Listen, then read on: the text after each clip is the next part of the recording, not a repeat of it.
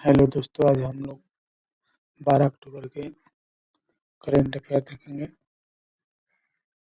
तो GK tricks इन हिंदी में आपका स्वागत है।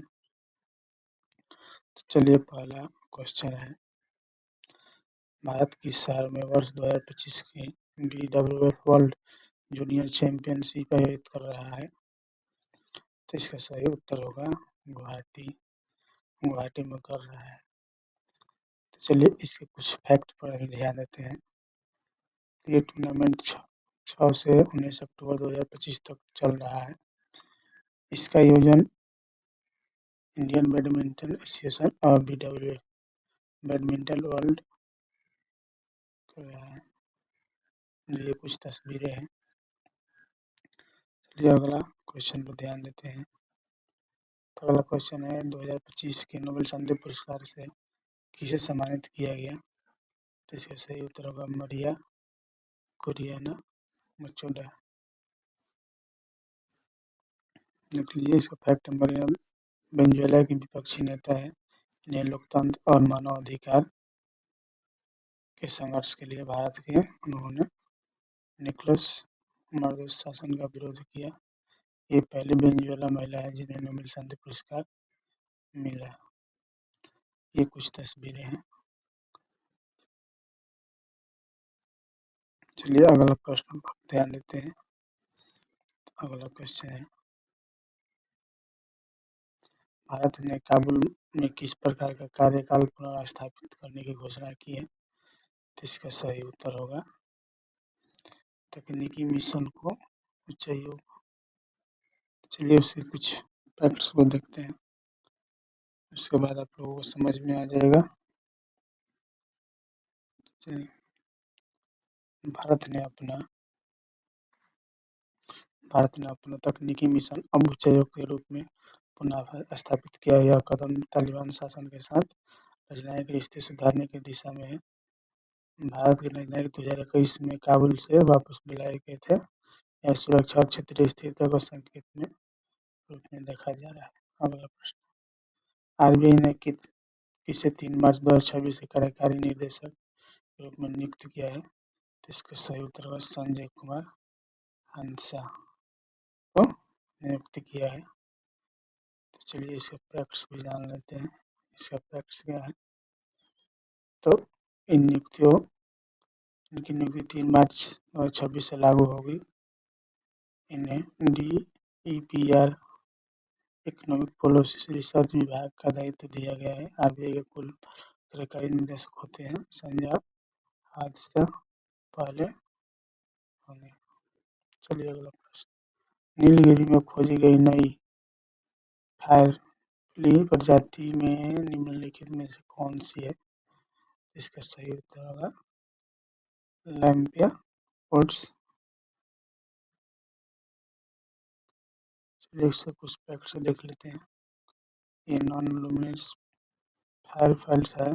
यही रोशनी नहीं निकलती। इनका नाम अस्थायी कुरुम्बा जनजाति के समान में रखा गया है। नीलगिरी पाई जाती है। भारत में फायरफ्ली की 20 से अधिक प्रजातियां मिली हैं।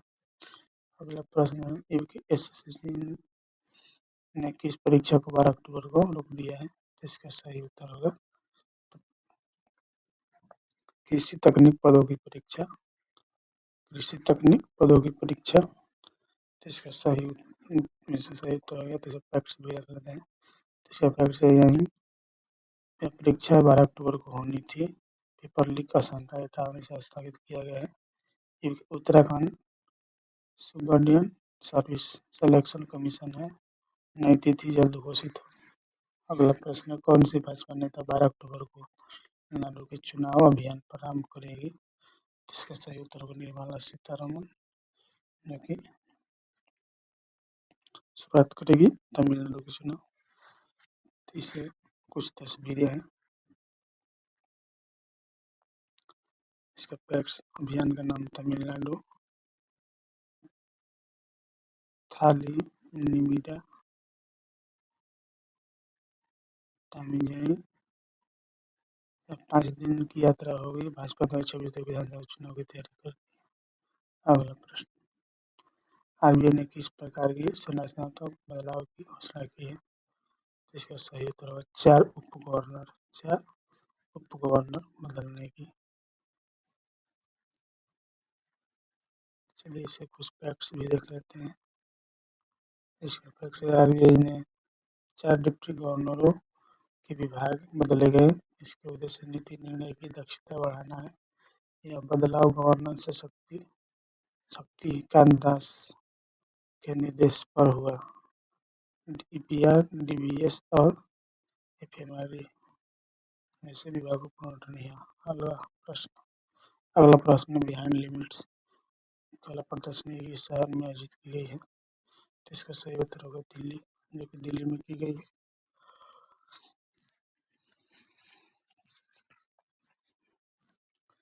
चलिए इससे कुछ फैक्ट्स भी देख लेते हैं।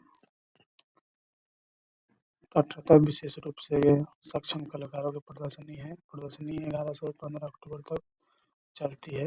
इसका आयोजन एबिलिटी फाउंडेशन ने किया है। उद्देश्य विशेष कलाकारों की कला को पहचान देना है। चलिए अगला प्रश्न को देखते हैं। अगला प्रश्न है 25-26 महिला सीनियर टी20 ट्रॉफी किस खेल की प्रतियोगिता रहे? तो ये सही उत्तर होगा हॉकी के लिए, सॉरी क्रिकेट के लिए है। चलिए इसे कुछ फैक्ट्स भी देख लेते हैं। यह भारतीय घरेलू महिला क्रिकेट प्रतियोगिता है, बीसीसीआई के अंतर्गत होती है। इसमें सभी राज्य टीम भाग लेती हैं। 25-26 संस्करणों कुल 31 टीमें हैं। चलिए अगला प्रश्न। भारत ने किस वर्ष को ईयर ऑफ अर्बन डेवलपमेंट घोषित किया था? इसका सही उत्तर होगा 2025 में घोषित किया है। चलिए इसे कुछ फैक्ट्स भी ध्यान देते हैं। इसके फैक्ट्स है